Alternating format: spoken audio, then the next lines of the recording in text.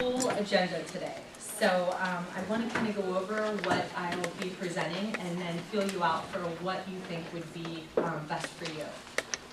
So I had asked Hannah to let you guys know if you had any current projects you were working on, that I would be able to assist, maybe critique or help you through maybe some things that you might need help with any of those. So did anybody happen to bring anything today to go over?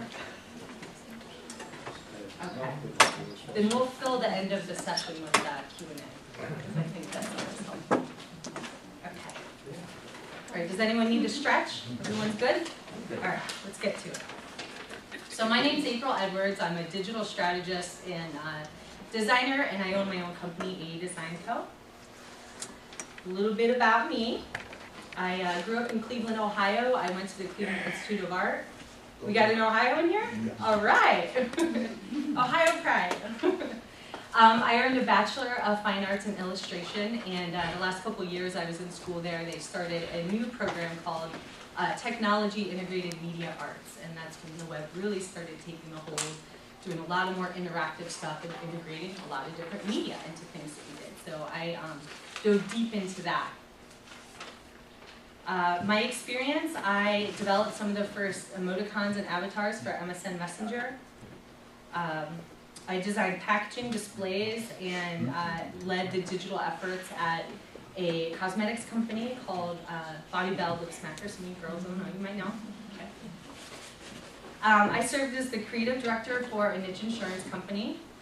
And when I moved to San Diego, I subcontracted at different agencies around town offering web design, graphic design, email marketing, and flash animation at the time.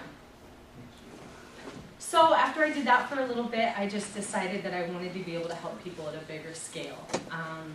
And I wanted to actually help people get back to doing things that they love the most. I was finding that a lot of clients were just feeling a little overwhelmed with marketing and just the creative aspects of things. So I put my own company together and with a team to help growing businesses get a better foundation to their marketing with modern websites that they can easily manage on their own.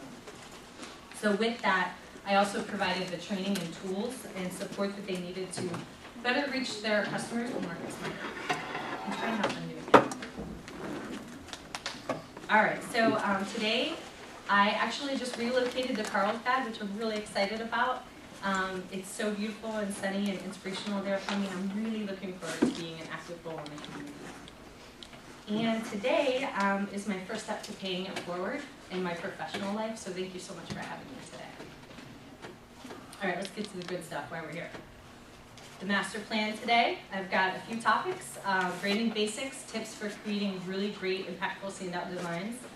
I did give you a worksheet. Now that was designed to definitely go with the presentation today, but it's something that you can take away with you and utilize for your next project. It might be something that would be useful for the first couple of times, and after that you probably got it down and you wouldn't really need to use it anymore. Hopefully you get some good tips from there. We can go through that together and discuss, some topics that you want. And email communications made easy. Who is sending out email communications? Okay, and what software are you using to do that? ESP. MailChimp? Everyone's on MailChimp? Constant Contact. Half and half? Okay. It's been, yeah, what are you using? And then Publisher. Okay. How's that going? That's good. I'm not familiar with those. I used Constant Contact years ago when I was working at Body Bell, but switched to Campaign Monitor, beautiful templates, great UI. MailChimp is certainly the way to go nowadays. They're constantly improving it, full of integrations. Analytics are amazing. Drag and drop builder is great. Is everybody happy with that? And how's everybody utilizing responsive design? Is anybody familiar with that term when it comes to email marketing or websites? So responsive means that you take a website and depending on a person's browser width or device size, it'll scale down. All the content will scale. And it just creates a much better experience on mobile devices. So if you're sending out a newsletter that isn't responsive, then your user's having to take their phone and do one of these things to look at all the content. Whereas if it's responsive in MailChimp and several other email programs, have templates built in that automatically do that for you, then all they have to do is go like this. And it's much easier to read. Much better experience. That's a word I'll use a lot. So I've got a lot of resources for you. I might skim over them, but also know that I will provide the link to my slideshow and the worksheet as well in PDF format if you want to repurpose that for later. My email address is on the back of the handout. So I'll probably connect with Hannah and provide those resources, but you can also email me if you have any questions after the presentation. And so, as I mentioned earlier, I kind of designed our time today to have what I was calling a knowledge bar, where we can do a hands-on, what you're working on, and I might be able to just, help with some of those areas, but maybe we'll skip that for today.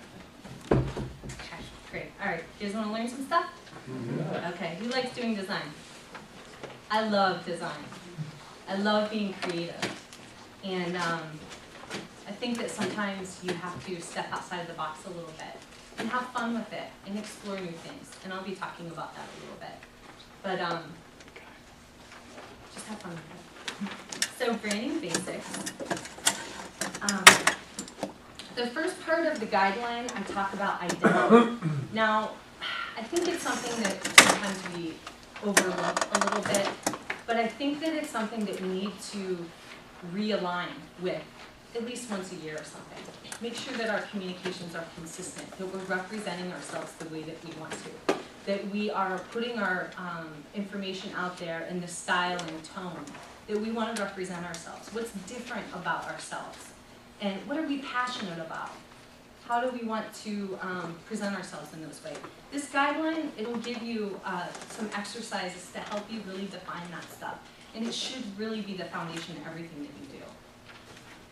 So you need to be clear, because if you're clear, then your audience will be clear too. Understand how you serve your audience differently. Put that in the forefront.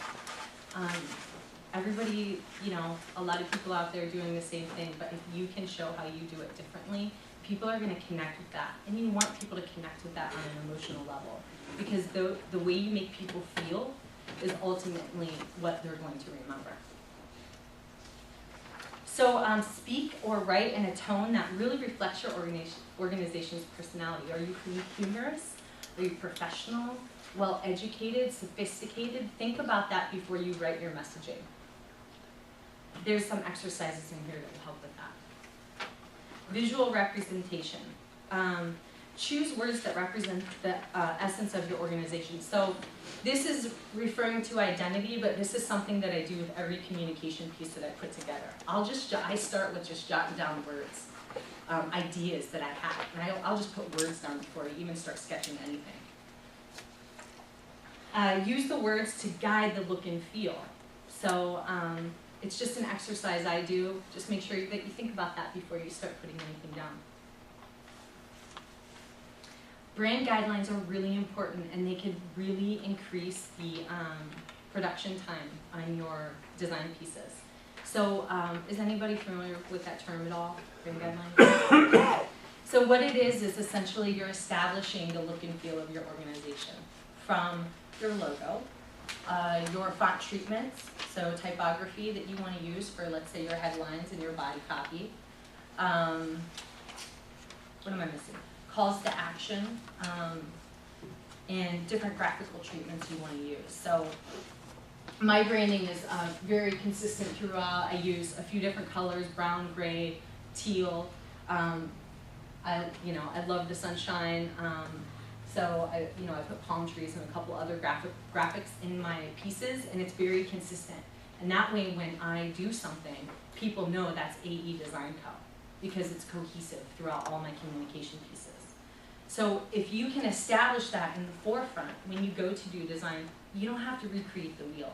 At that point, all you really need to be doing is worrying about your messaging, making sure that you're speaking clearly to your audience and that you are engaging them with exciting copy and getting them to do what you want them to do. So tips for creating standout designs. The most effective designs have a nice balance between elements, and they keep the important information in the spotlight. and use white space or negative space well. So I see a lot of inexperienced designers, what they'll do is they'll try and cram a bunch of stuff on the page. Use nice margins and paddings around things to frame the content. You can do this by, you can make effective designs by emphasizing focal points with use of color, graphical treatment, and scale. I have a lot of samples I want to show you. I just don't want to run out of time, so I'm going to save those to the end, and I'll kind of give you a little quick critique on some of those items. Composition and layout. Use grids and guides to properly align elements. What tools does everybody use for their designs? Photoshop. Photoshop? InDesign. InDesign. And what versions are you guys using? Creative Cloud. Creative Cloud? It's great, isn't it? Yeah. I was pretty upset with the price point when it came out, but they're always updating stuff, and I can't even keep up with that. So, great tool. I've been designing since 1999, and you know, I've seen a lot of progress. A lot in the last couple of years, quite honestly. So anyway, they have grids and guides built in. You could drag your stuff, and it'll automatically align, and you know, take that seriously because it's really going to make your designs clean and easy to read and just enjoyable in general. Look at your composition. Design Basics 101 in college, we used to have to do circles and just create patterns, and you're like, why are we doing this? This seems so elementary, but it is kind of, it's basic principles that you need to know. So a good exercise is to design your piece and just kind of like maybe squint at it like this. Are certain things sticking out over others, or is it all kind of blending together? If it's blending together, then maybe you don't have a good main focal point. If you're using columns in your layouts, try to use justified paragraphs. Do you guys know what that means? Justified left align? Okay. It just cleans it up a little bit, makes it easier to read. And use white space. Scannable content. People's attention span, I think, is continuing to drop. So, you know, we need to adjust the way we do things to support that, and making things scannable is one way to do that. So you can't expect people to read everything, but if you can make it scannable by differentiating sections with colors or treatment, and especially using really bold headlines that quickly state the point you're trying to get across, it's going to be a lot more effective. So think in terms of main content and secondary content. Treat your main content differently than your secondary. Secondary should be in the background. I'll show some examples for that. Use white space as a design element. It should frame and separate content. The less crammed things are, the easier it's going to be to read. Headlines should be bold, and sometimes with more letter spacing, we call that kerning. And my general rule of thumb is really just make your headlines at least 2 times larger than the rest of the body copy. I usually bold mine, sometimes I do in all uppercase. I also really like to use the headlines to support maybe the logo, so that there's some consistency across the text and the branding. So keep the main body font simple. When all else fails, just go with Arial or Helvetica, and then use your headlines for your creative flair with maybe some serif fonts, you know, some thicker, more kind of fancy stuff.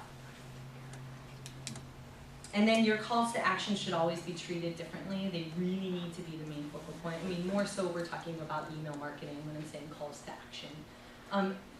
Is anybody here managing your website, updating it?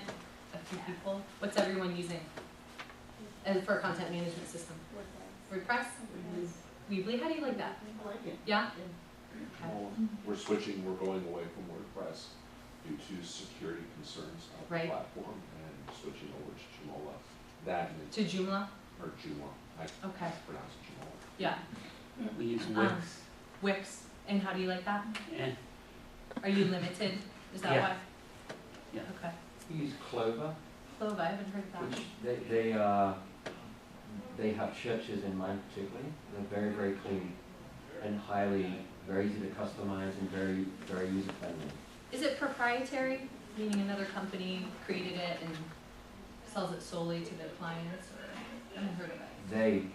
I don't know. Okay. I recommend them highly. Yeah, there's a shift going on due to security.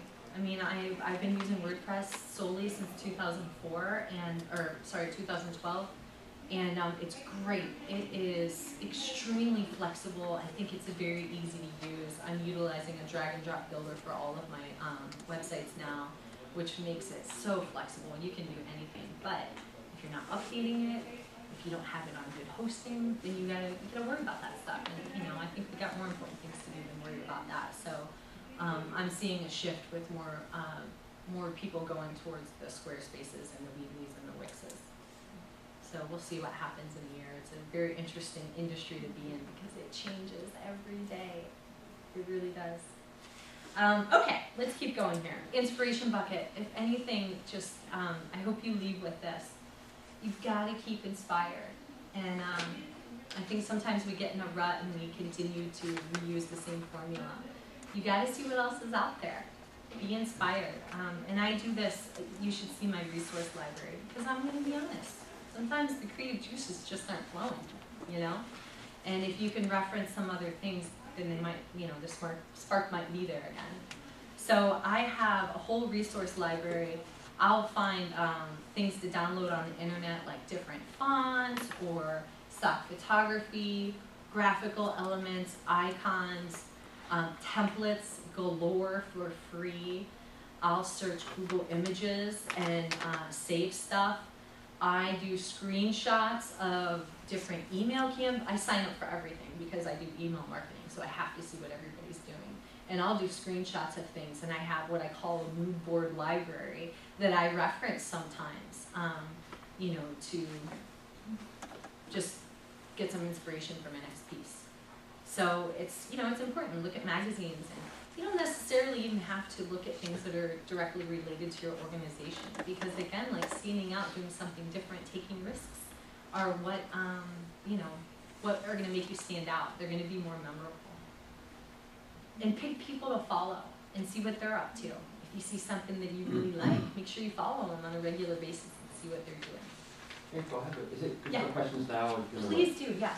So I was having a sort of a homelessness coalition in our neighborhood. Mm-hmm. And I was meeting with someone who lives there, who runs, does marketing. And I thought I was somewhat up to date. And then she said, I think it was Pinterest. She said that when I want to look at what's happening in Pacific Beach, where we live, I go on Pinterest to see what's happening like this weekend. Now I may have misunderstood that it was Pinterest, but I thought she'd say Facebook, but it wasn't. Does Pinterest have a? I thought it was just photographs, but maybe Yeah, there's more to it. that's kind of that's a curveball for me as well. I mean, typically Pinterest is a place that people go to get ideas for things. So yeah, Yeah. generally images, but I'm kind of with him, Yeah. because I'm not really doing our church marketing. I get involved with it a little bit, but Mhm. my professional life is as a photographer and wedding, and we go to the meetings, they say that in order, what people are going to is Pinterest, Instagram, and then Facebook and Twitter. Yeah, it's just And different. honestly, for the life of me, I cannot figure out how Pinterest works, or how it gets your message out. And I understand the concept of brand cohesiveness, and I notice every single one of your slides has that same bar Yeah. across the top, and it's in the same style, and you have that palm tree in the bottom. Yeah. And we're using the same font, so that instantly you know that this is your slide. So that if we're doing the same thing with our website, the website is matching our email, which is matching our flyers that we put out. We're presenting the brand cohesiveness. I get that. I'm just not sure how it all plays together. And his question about With social Pinterest, media. his question about Pinterest is one that, Yeah. that's just one that I truly cannot figure out. Yeah. Could it be Instagram? I would say I don't use either, Instagram. but I Instagram. mean, I'd be Instagram is definitely kind of leading right now for sure. So. And what's their main, beyond photographs, does Instagram have a People write whole stories on there You too. can put little So- messages with Instagram. Maybe that was it. That's why. Yep. That's how she knows what to do on a weekend. It's like, Yeah. I thought I was on top of it. I'm Yeah. totally behind. Like website, Facebook, constant contact. No, we don't have an Instagram page. It's like, Yeah. but that's the first I've ever heard of that. Yeah, social media in general is a great news outlet. So, I mean, back in the day, I used to do news pages on websites, and anymore I just do a social media feed on a website as the news channel. What was your question? I just think maybe even like a red tricycle or next door, because that's where you find out what's in the neighborhood and what's Yeah. happening, and you can sign up for that. Yeah. But yeah, Instagram and Facebook are definitely more for the public and consumers, whereas I deal with a lot of businesses, and so it's completely different. I mean, your audience is on Twitter and LinkedIn, so you know, every organization, every business, it's just different. You got to figure out where your people are, and then that's where you want to promote. And do it, you know, I mean, marketing is rinse, wash, and repeat. So you try it, measure it, see if it works, make improvements, and then revise. You know, marketing nowadays is not linear, it's very agile. So you just kind of improve it as you go. So, as mentioned before, follow people that you like, competition in your industry that you admire. Yeah? Sorry. It's okay. We were talking about websites, Mhm. and in terms of graphic design, we're redoing ours right now. Mhm. And the challenge we're facing is sort of a disparity between different demographics. On the one hand, younger demographics, I'm not a professional communicator, so if I get off, just let me know. But sort of the nice, clean, crisp aesthetic for younger sort of folks. But older folks, and sort of lighter fonts, lighter colors, but that's not quite accessible enough for Yeah. older folks. Right. They need darker colors, larger fonts. Yep. Do you have any recommendations, or can you speak to that at all? So, How to reconcile that, because we're trying to attract everybody, and we Yeah. want everybody to be able to get to it. Yeah. but- I have one sample I think that will help lead that conversation a little bit. But yeah, in general, I think nowadays, especially with these small devices that we deal with, if your fonts are larger, it's just going to be better for everybody, no matter if they're older or younger. And I keep saying space. You want to have good line height. I always set my line height on stuff. I never go with the default. You know, I'll always make it a little bit larger than the actual font size. Breathing room space, you know. I mean, who wants to be crammed in a room, right? It is your type. So, yeah, hopefully some of the samples I show will help lead that a little bit. Okay, so the worksheet, did anybody get a chance to look at that? We can go through it together. I would say team up with somebody if you wanted to, or we can save that for, you know, afterwards. But essentially what it's doing, I'll just give you an overview. It's something that you can use for your next communication piece. As I mentioned, probably you know, use it a couple of times and then it'll be instilled in your brain and it'll happen naturally. And some of you might already be doing this. This is how I think and this is how I approach things. So always starting with your identity, that's your foundation. So in the slides I talked about positioning and visual identity. Everything in blue, so at the top of each page is kind of a rundown description of what this is about. The areas in blue are questions or exercises, more so just to get you brainstorming. Just dump out whatever is in your head, whatever comes to you first there. And then in the bottom is your action step, what you're supposed to take away from the exercise. So the identity sheet is helping you really ultimately figure out what your unique value proposition is, because that should lead everything that you do. And then also it's getting you to think about your visual identity, so your thought treatment and stuff like that. So page 2 is the framework. So we need to sketch out the house before we build it. Yes? If mine's in black and white, the stuff in bold, that would be in blue? Oh yeah, sorry about that. I ran out of ink this morning and half of you guys have black and white. So yeah, the stuff in the middle Okay, are the thank you. exercise questions, yeah. Okay, so yes, blueprints. I kind of refer to a lot of what I do, especially when I'm building websites, compared to the construction industry. Because you got to properly think things out before you actually go to build it, or else you're going to end up turning on the walls and starting over again. Yeah. Do you recommend that the church or individual churches create some sort of a design or style manual internally? Yeah, so that's a that- takeaway, the brand guideline. So that the one person who's doing the website doesn't have to do all the design, but they Yep. can, but they can say, this is the font that we generally use, and this is our logo Yeah. file that we use, so that anything that comes out representing that church can be consistent. Yep.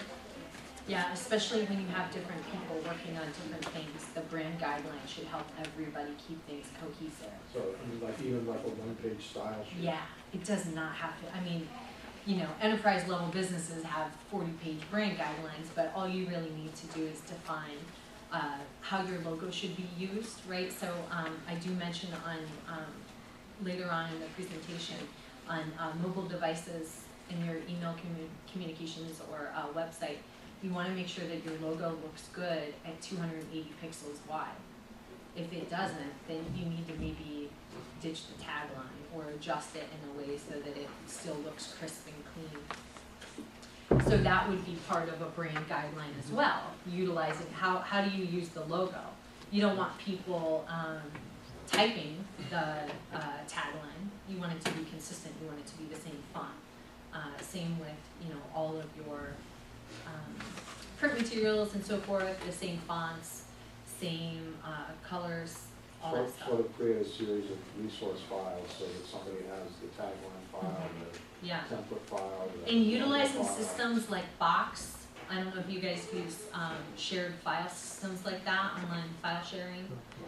But yeah, I mean, that's a great place to just have your basic stuff that you share with everybody. So your Like brand Box- guidelines, Box your is like logo. Dropbox or something. Yep. Google Drive. So yeah, keep your logos, your fonts, your font files, because everybody might not have them, especially if you're using something really unique. Different imagery. So you can spend a lot of time trying to find photos. Have you guys been there? I feel like sometimes I spend the most time just looking for great stock imagery. So if you have a resource library for that other people can pull into, it's going to save a lot of time. And again, creative juices aren't flowing. It gives you something to start with, you know. So yeah, I would recommend that. But yeah, don't you don't have to get too crazy. Like I said, just logo treatment, message tone, you know, fonts, headlines, calls to action, colors, graphical treatment. Just one pager would be really helpful. Any other April, questions? I just want Yeah. to make sure, so we use constant contact. So Mhm. you're saying that each week that we send it out, it's going to be the same colors? So whether if it's green, blue, and yellow, every week, it's going to... I mean, it depends. You can mix it up certainly to best support whatever your message is. I mean, your design should support the content. But I would definitely recommend that there is some sort of cohesive element. You know, whether it's just that your logo is centered at the top of the email, you know, every time, and you're still using the same fonts, mix it up, you know, with some different colors or some different imagery. But as long as you have a couple elements that are consistent, yeah, then people will, they'll make the connection. You just want them to make the connection in some way, shape, or form. The basic idea is as soon as they see it, they know it's from you. Totally. Yep.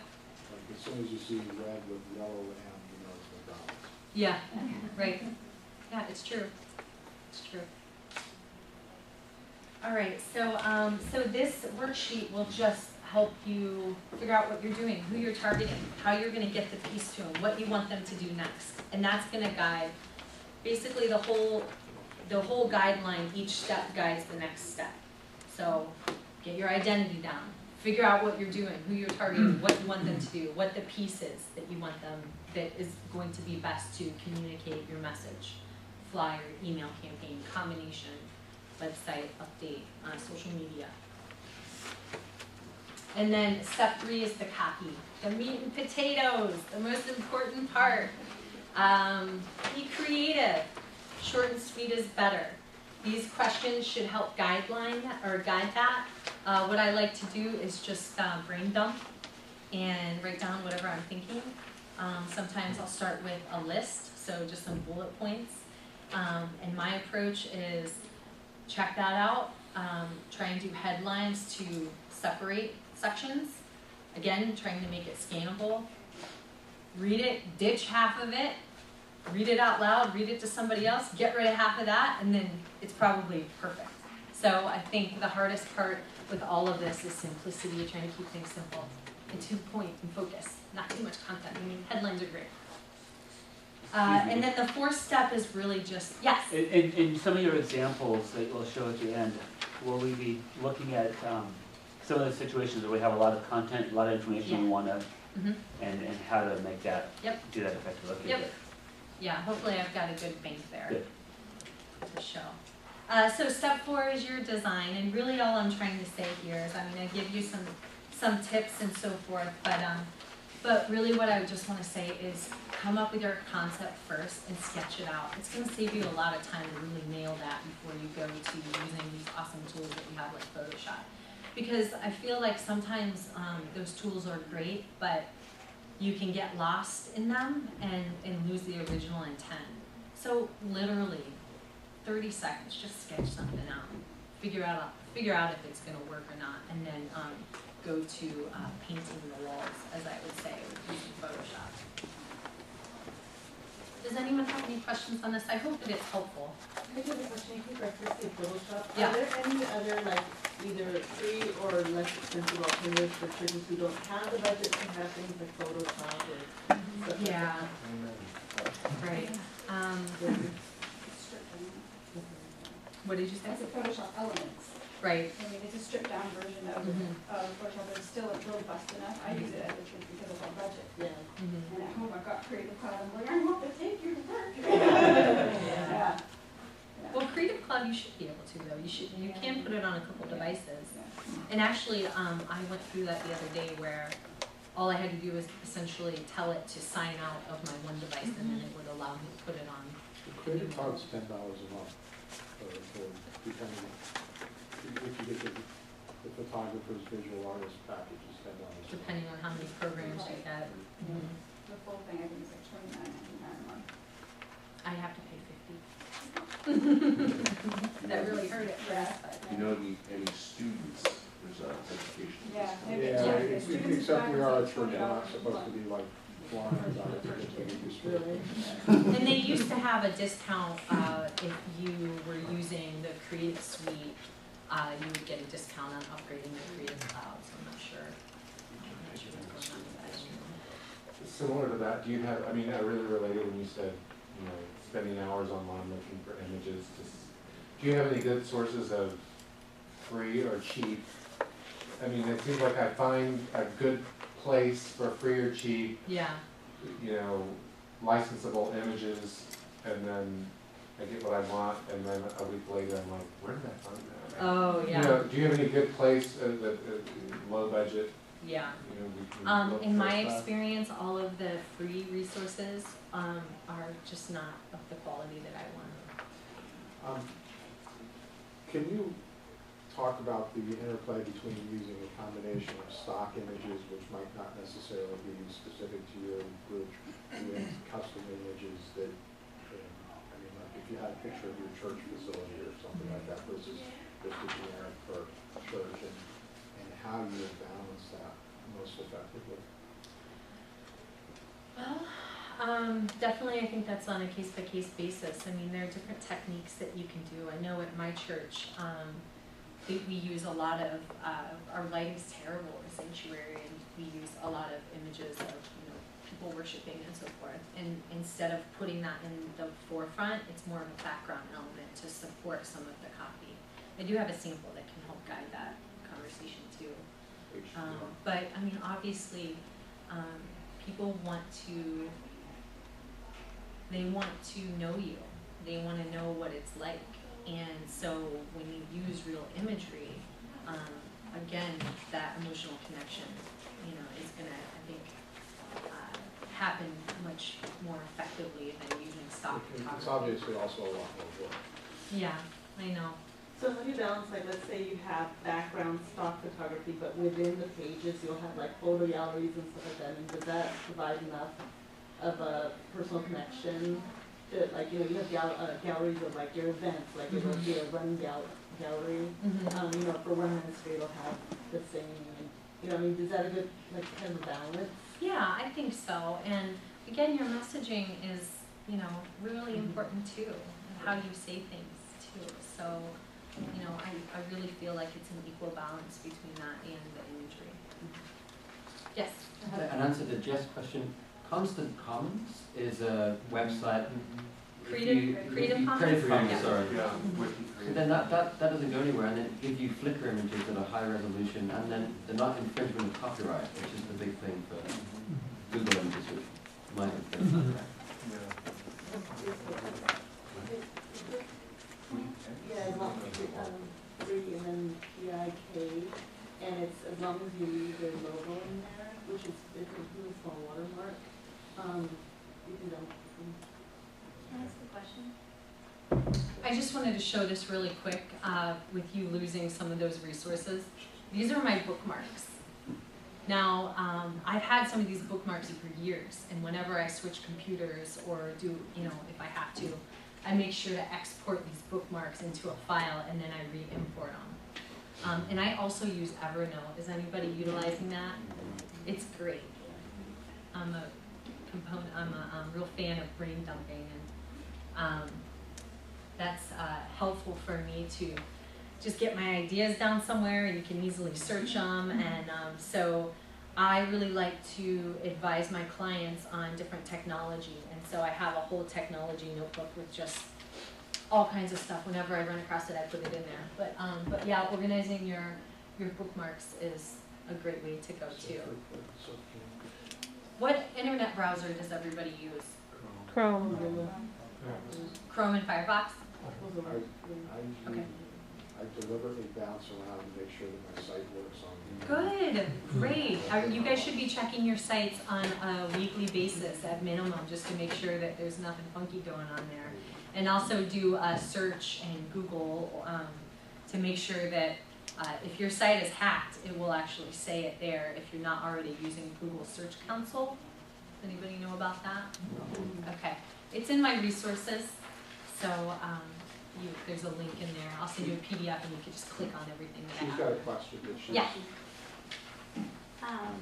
I'm not very, I mean, I've always used stock photography in the past, and so I'm not really sure about Creative Commons and all that. And so I took on the Preschool St. Bart's website recently, and the previous person that was using was stating Creative Commons in the lower portion of it. So I don't know. I've since taken those photos out and I've put new photos in, but then I was thinking back, I'm like, I don't even know if I'm actually supposed to state that. Because if I did go out there and I looked on that Flickr site, and I didn't see anything that I wanted to use, but so if I had found something and I wanted to use it, do I have to state Creative Commons? The previous person did, and so I don't think you I wasn't do. quite I mean, sure. each one of those sites has their own terms, and you should be reading those just to make sure. But Yeah. I mean, I probably shouldn't say this, but I think, you know, if it's not for profit, Yeah. I don't think You shouldn't be it's. saying Yeah, I that as a former copyright lawyer.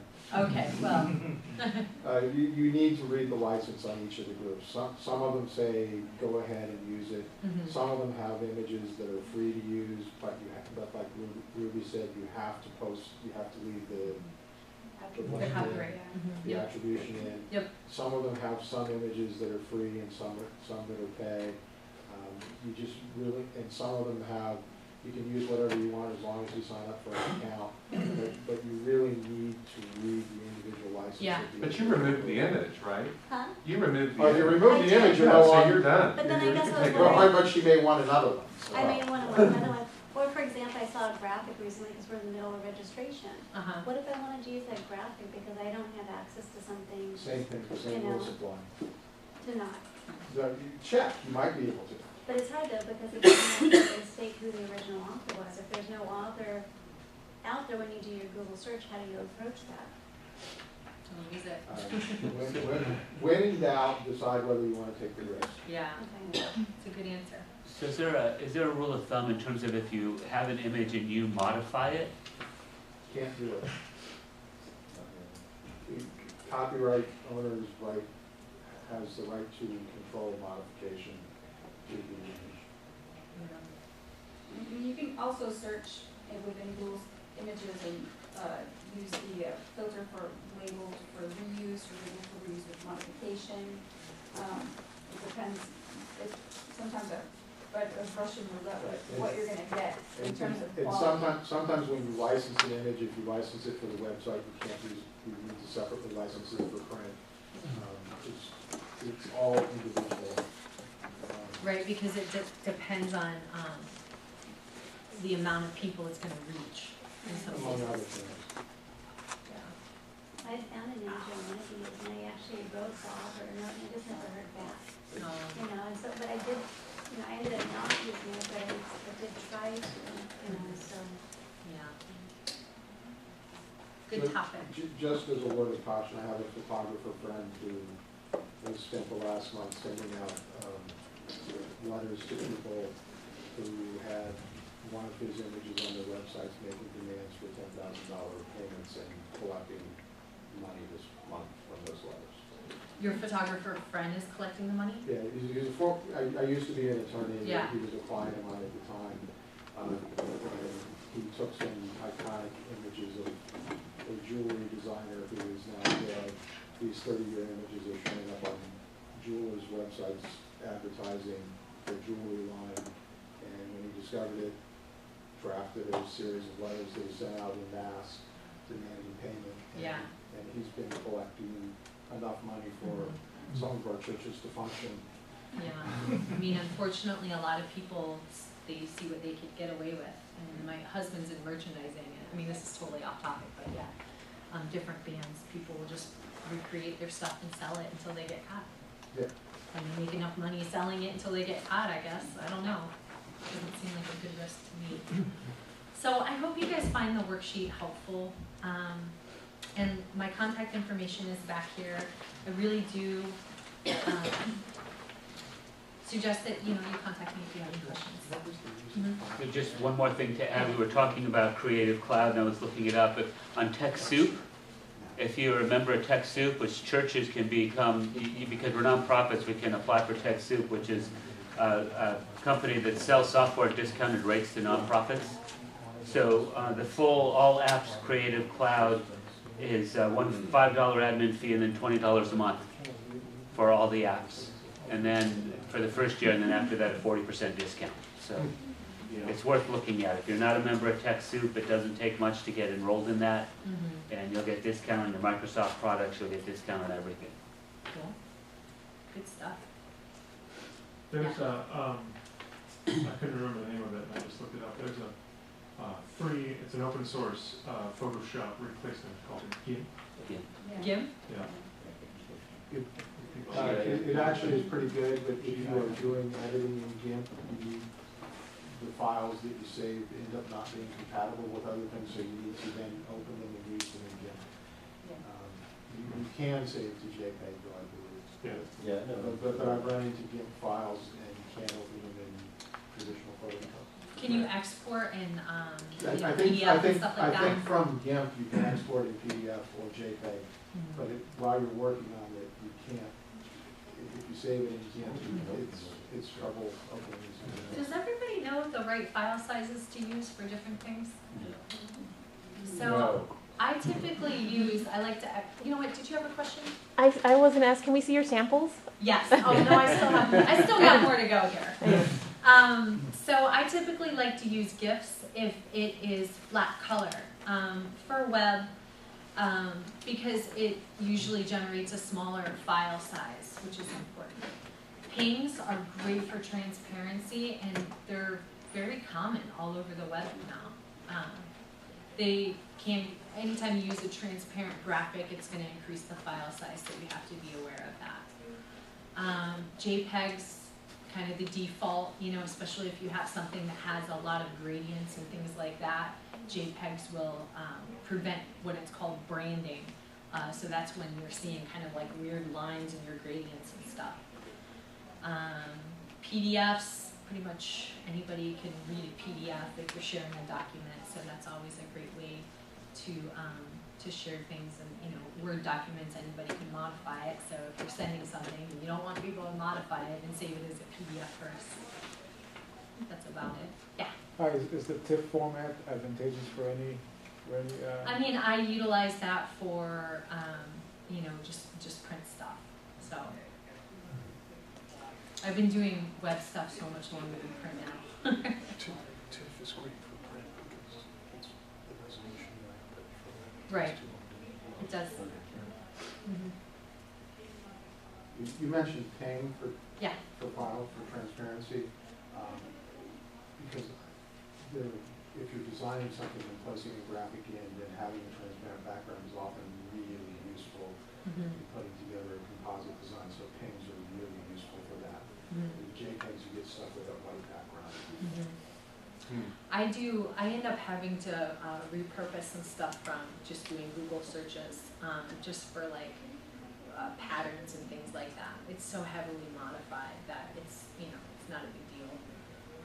And you can do a search in Google for, just do, whatever, logo transparent, and it'll give you pings that you can utilize. And I also like to do,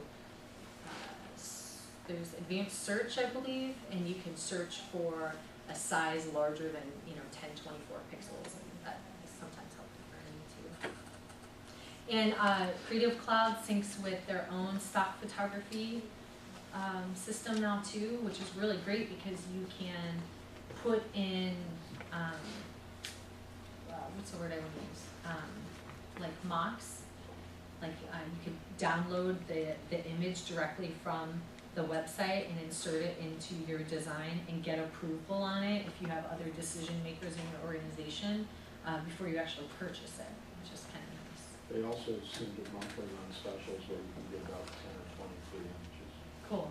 Yeah, and there, so with stock photography places, you can, depending on how much you're using stock photography, you can go to places like, I generally use iStock because I don't use too much stock photography. And so I'll just purchase credits, and then, I'll just purchase one image at a time. And they actually just changed their program, so it doesn't matter if you get a high resolution image or a low resolution image, it's all the same price, which is actually kind of nice for me. It just makes it easier. And I feel like they might have reduced their prices a little bit too. But then there are websites like Shutterstock where you can sign up for a subscription.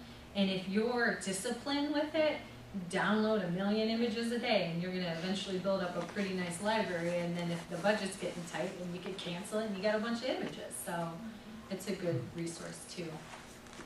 Yeah. Do you have any recommendations for sketching software? Sketching software? Yeah. Or is Paper it? and pen? I know, but yes, paper pen, but is there Yeah. a software that's relatively cheap that you can use to transfer? I just heard of a software called Sketch, but I haven't looked into it at all. Okay. And Evernote, I believe, has an extension called Sketch Okay. that you can easily annotate on things and stuff like that. So I wonder if that would be, Okay. something good. And I gotta imagine if you look up anything on an tablet, there's going to be some app where you can easily draw with your finger. So, all right, cool. So email communications made easy. Make sure that your copy flows well from subject to preview text and main headline. So your preview text is essentially the first sentence in your email if it's in HTML. Excuse me. So if you send out a test email to your email address, check out the subject line, look at the preview text that's right underneath of it, and then your main headline to see if it all flows well. Because the subject line is what's going to get people to open it. Sometimes keeping things vague is going to get them to open it, to leave them something to, look forward to. The preview text is going to give them a little preview of what's inside, and then of course your headline is just the meat and potatoes when they get in there. Sidebars are really difficult for people to read on mobile devices. I'm not designing any of my websites with sidebars anymore for that reason too. I'm actually designing everything mobile first at this point. So a lot of my designs are stacked. I'll have an image on top, some text, and a call to action. And then of course, like with different content management systems and platforms that you use that have the built-in responsive components, then you can get a little bit more creative. But with email communications, I say ditch the sidebar. It makes things really cluttered, and then you've got stuff that's secondary to what you're trying to get across that's conflicting, and it's just a little overwhelming to read sometimes. think sections, I talk about this a lot. With email, it's really good too, especially on your mobile device. If you have a section in gray, a section in white, something like that, people are going to scan it, and it's almost like every time they get to a new section when they're scanning, it's like a new page. So that's a really great way to organize your content too. Calls to action. I'm sure a lot of people do newsletters on a regular basis. How frequently? Monthly. Monthly? Weekly, okay. So monthly basis, I'm sure you have a lot of stuff to talk about, right? So I would even think about maybe doing it every other, on a bi-weekly basis. That way you can limit the content that you're sharing. Because again, people don't have very high attention spans, and they want to go over things really quickly. So when I do my email campaigns, I try to stick to one topic, which is hard, right? Especially if you're doing a newsletter. So if you could stick to a few topics, limit it to 3, then it's going to be less overwhelming, and people will, I guarantee it'll increase your click-through rates. Yeah. Just a question on newsletters. If you took the same content that monthly covered, like, say, 10 topics, and broke it down into 2 bi-weeklies of 5, which do you think is more effective in terms of your communication? Bi-weekly of 5. Because how are you able to target your subject line in your email if you have 10 topics? What do you even say?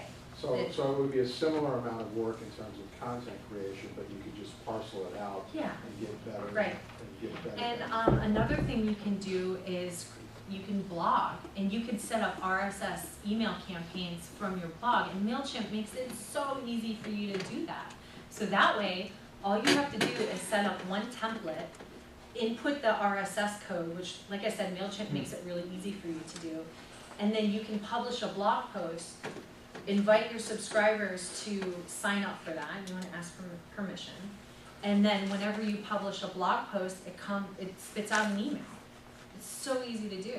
And that way people are getting, targeted messages with, limited Do you focused recommend- content. Is blogging still effective? Yeah, I think so. It's good for SEO too.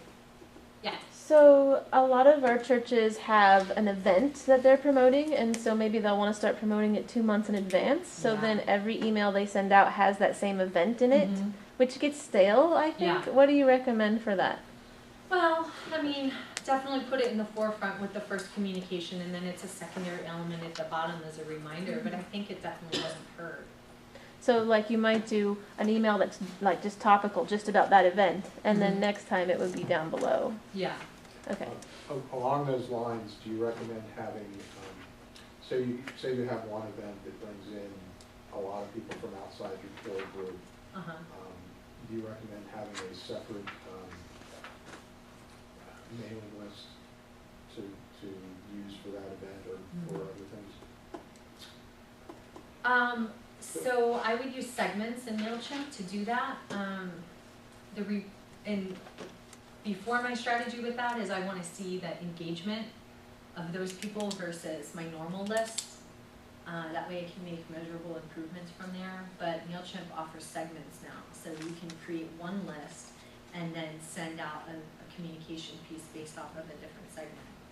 And I'm not sure if they're doing it yet. I know that Campaign Monitor, you can create one email and then show different content based off of the different lists you send to. So you could send one email out to a few different lists, and then, for instance, I have one client that they have distributors for their product, and then they have the end client. And so we want to show different content for the distributors versus the end client. We send out one email with all the content in it, and only certain content will show up depending on the list. So the tools make it easy for you to do that stuff. I think the hard part at this point is being strategic in what you want to do and planning it out beforehand. Yeah. How frequent is too frequent for emails like that? It depends. You know, I hate that I gotta say that, but it does. I mean, there are some email lists that I sign up for, and I get stuff every day, and it's okay for me because it's something that I really want. So if it's not targeted, if it's not content that your subscribers necessarily want, then don't send it all the time. So, you know, one a week, one a month, it just depends. And you gotta measure what you're doing. So I have a spreadsheet still, even though there's all these tools with great analytic reports, I still need to keep spreadsheets because I like to keep notes and links to the actual email, or you know, sometimes we're generating revenue, so I need to put that on there. So I have so much historical data that I can look at it and see, is engagement dropping? Maybe it's because I'm sending too frequently. Are people unsubscribing quickly? Maybe I'm sending too quickly. Maybe it's something else. So really look at that stuff. I have a slide in here later that shows surveys. You know, put a survey on your website and get feedback. And looking at those analytics is going to give you, you know, feedback without asking for it, that you can use to make improvements on some of the things that you're doing. So I recommend doing that on a monthly basis. Get under the hood and see what's really going on. Make sure that there's no problems, and see if any of that data will give you some insight for improvements. Yeah. This may go against the grain, but what would you say if the church said, you know what, there is so much communication, but we're going to take a Sabbath from all of this. We're going to take a month or a season like Lent, we're just going to stop. And would that just be a killer blow, the worst possible decision you could have made? Would it feel, in your experience of, let's say, millennials, would it feel like, oh, at last, somebody gets the information overload? So, I mean, a church can have a different kind of approach to culture, but what, as somebody that's in this field, what would you say how that would be received as by millennials as a cross-section?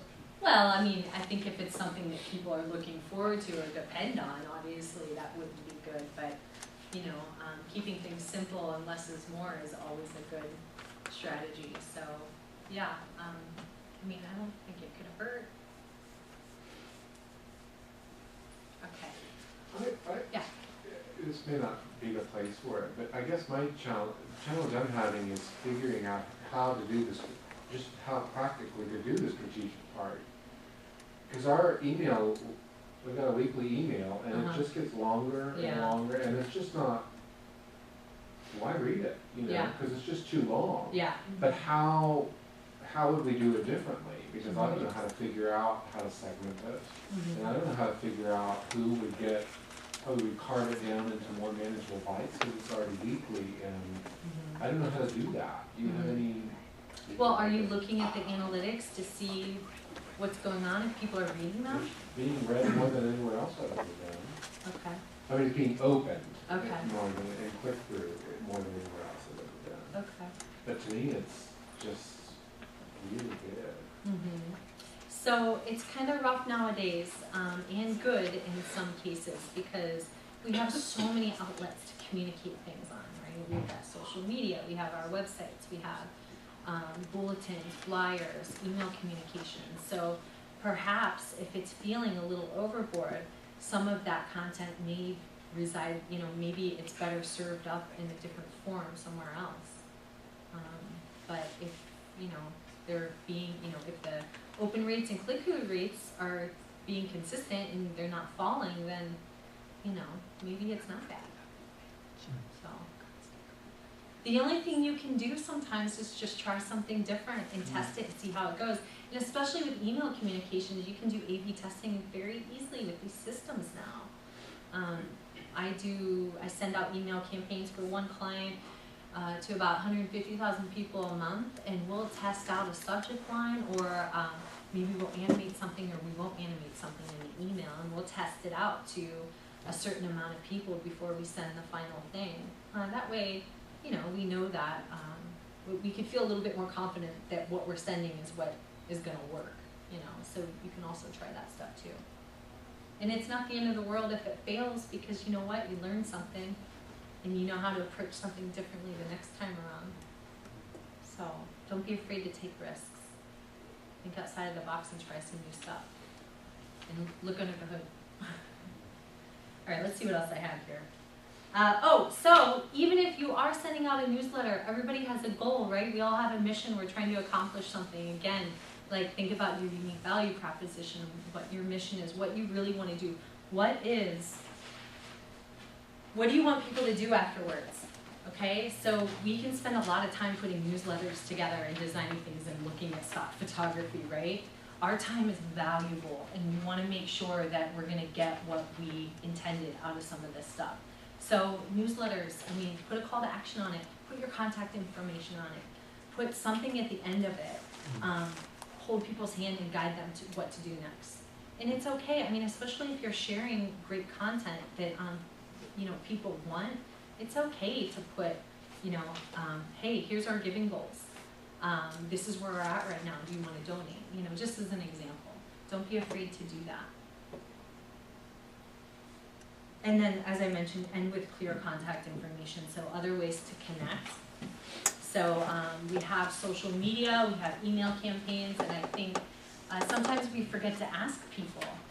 We need to continue to build that stuff up because we lose engagement, and we need to keep getting people on. We need to keep growing our audience because we don't want to do all this work for nothing, for nobody. So some ideas that I have with that. Actually, I'll go over that in a minute. Mobile friendly. So my laptop is a Retina display. My iPhone, all iDevices are Retina displays, super crisp and clean, just real sharp graphics. If you're not saving your images to formatted for those, they're not going to look crisp. So I guess the analogy would be like Blu-ray, right? If you, I don't have a Blu-ray player, but if you put a regular DVD in a Blu-ray player, it doesn't look as great, right? So it's the same situation. So MailChimp, for instance, I believe has it built in now. If you save your image, let's say ultimately it's going to be published as 600 or 800 pixels wide.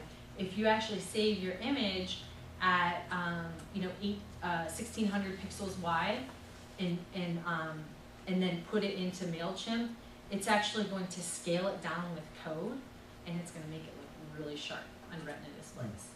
So it's a balancing act because you also don't want your images, you don't want your email or whatnot to take forever to open because the file size is so big. But I think people's connection speeds and so forth are so much better that it's okay. I have one client, the one that we send 150,000 emails to a month, and we use animated GIFs that are huge, about 800 by 800 pixels wide, and they're almost a megabyte. Has not affected our open rates, click-through rates, anything like that. And it just adds a little bit of extra flair and uniqueness to the email and engagement overall. So file size certainly is something to consider, but everything in the digital space is a balancing act, so save your images large, try and scale them down with CSS or some of the email programs that will do it for you. And, balance that out with the file size. So I mentioned before that your logo should look great, scaled down to 280 pixels wide. Pardon me. That's a good idea. The reason I say that is that way you have 20 pixels of margin on each side of it, and it's not crammed to the side of the 320 pixel device. All right, I gotta speed up here. Always use text when possible. If you are creating an image with text in it, when it's scaled down, it might not look so good when it reformats for the width. Test, test, test. I spent a lot of time doing this. The, MailChimp has an integration with Litmus, and oh my goodness, it is so amazing. I was spending $150 a month on Litmus alone, and now MailChimp has it integrated, and it's super fast. So what that means is you can see what your email looks like on any major email, any email client. You can select which one you want. It's instantly going to give you a live preview so you can see what it looks like. If something is looking funky, fix it, test again. It could affect other email clients. It's a little frustrating if you set your templates up right the first time. You shouldn't really have to worry about it too much, but I still test every time. Okay, subscribers, so some ideas about that. Make sure that you have a clear sign up on your website. Add a forward to a friend or join our mailing list on your email campaigns. That way, if people aren't on your list, they can get on it if an email's forwarded or whatnot. Put a sign up form on your social media account. You can create a tab on Facebook and so forth. Simple integrations with ESPs like MailChimp to do that. If you're at an event, bring an iPad with you to have people sign up for your email list, or just collect them manually, but just keep collecting them.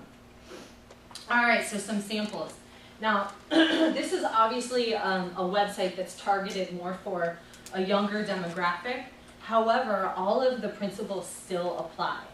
So they do a really good job using big, bold text, nice contrast. Obviously, they're really bright colors, but still engaging. They're still breaking up the copy with main headline, sub-headline, nice spacing in the text. The graphic is just supporting it. It's not in the forefront. The copy's in the forefront. And then here we're doing the sections. So see how I scroll? It's like a whole new page, but we're scrolling. Again, just some supportive imagery in the background. And see how they just blended the color? So they just put a filter on that really easily in Photoshop to make that happen. They probably did, made this image the filter of, is it called a filter? Of black and white, and then they probably put a color on it and made that layer hue. Yeah. So sections, everything's super easily scannable. There's a lot of information here, but I'm super excited to read it because it's laid out so well. Super big stuff, focal point, clear call to action, telling me what to do, nice use of columns. It's being cut off because of the width on this. All right, let's keep going here. I got more stuff. That's a quick question, April. Yeah. Is there other studies of how far people will scroll? Mm-hmm. Do people study how far people will scroll on a website? Always That's a lot keep of your scrolling. main stuff at the top. I mean, we still use the term above the fold just because you want all your really important stuff to be at the top. People don't have attention spans. They might only look at the top. Scrolling is totally fine. I mean, the idea is to funnel information down. So even, you know, with your website, like people click through and stuff like that, keep the important stuff first. If they're interested, they'll click to learn more. Do you consider scrolling and swiping equivalents, or is one better than the other? Scrolling, I would say. Just a little bit more intuitive, I think, for people at this point. But it depends on, you know, what it is. If it's like a slideshow or something. Younger people are used to swiping a lot. So What's that? young people seem to be used to swiping a lot. Yeah, my 6-year-old is swiping, my 6 and 4-year-old are swiping the television.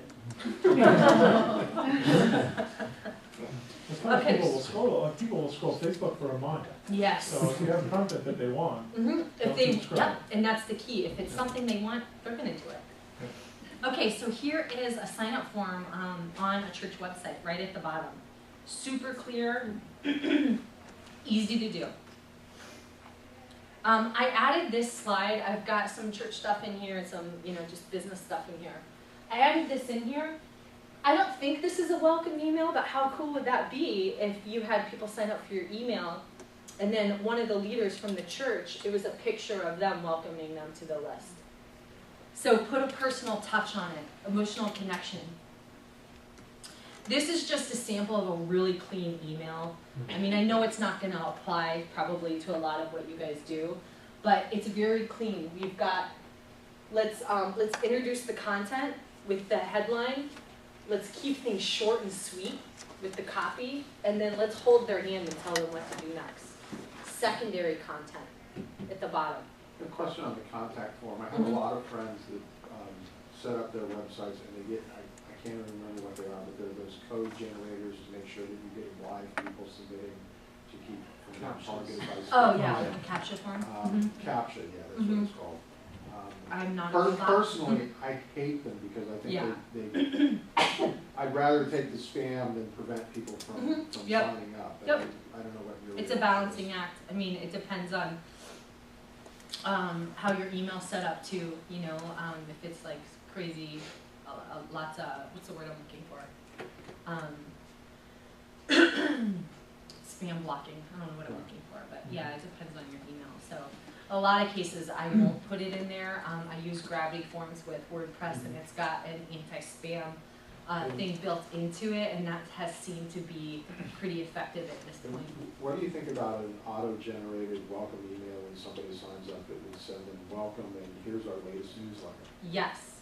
Now, I utilize confirmation pages when people sign up and the email. And MailChimp and stuff like that, you could set up an automatic email very quickly too. 2 days later, hey, just wanted to check in and see how things are going. By the way, here's another piece of content. Here's an article. Here's something. So yeah, I'm very much an advocate for that. And it's a great opportunity, like on my confirmation pages, I always welcome people to follow my social media networks. So every touch point, you know, utilize it to your advantage. Here's an example of a survey. So you go to this website, this quick little form pops up. Make it really easy for people to get out of there if they're annoyed, but also invite them to give you some feedback, because we are serving people and we want to make sure that we're doing it well, right? So getting that insight is very helpful. So here's a sample of the columns using the justified text and how I kept mentioning the white frame around it. It works really well. I mean, the piece is beautiful on its own. I want to read it. It looks pretty cool. I like the experience of just looking at it. It's engaging. They use some subtle graphics just to separate it and add some visual interest. And of course, big headline. I put this sample in here because they're not using a lot of imagery, but they have a lot of content to share. And they've done a very good job of making it scalable with these headlines and separating content with little separations like this with the 1 point lines and so forth. So, you know, I thought they did a really good job with that.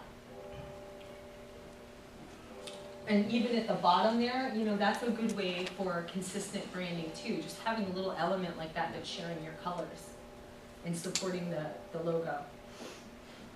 Just a different way to use type to make the design, you know?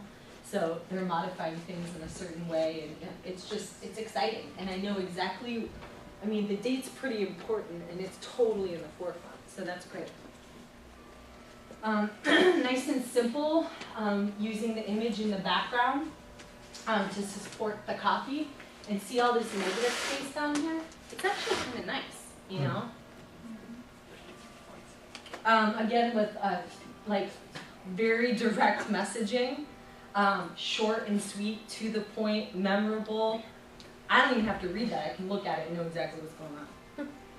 So just to recap, I know we're know your positioning. Use brand style guidelines. It's gonna speed up your workflow and keep everything consistent, no matter who's working on your pieces. Build your resource bank. That way you have some inspiration to pull from, and explore. Don't be afraid to try new things and take risks. Thank you. I'll provide the link to all these different resources, to the slideshow.